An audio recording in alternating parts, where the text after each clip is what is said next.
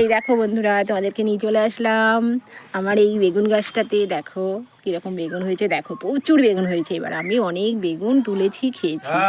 আর এই দেখো তারপরেও দেখো গাছটা কীরকম হয়েছে, দেখো দেখো কত কড়া এসছে, এখনও বেগুন রয়েছে। তোমাদের দেখাই, দেখো এই দেখো, এই দেখো এই যে এইখানে রয়েছে।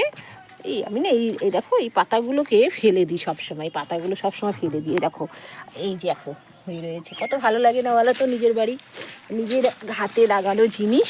দেখো এই দেখো আরও রয়েছে, দেখাই তোমাদেরকে। এই যে এই দেখো, এই দেখো গাছটা অসম্ভব বড় হয়েছে। এই দেখো পাতার আড়ালে এই হচ্ছে তোমার পুদির বাগান। রোজের কাজ আমার এইগুলো, জানো তো। এই যে এই দেখো, এটাই আমার একটাই বেগুন গাছ, কিন্তু দেখো একটাই গাছ।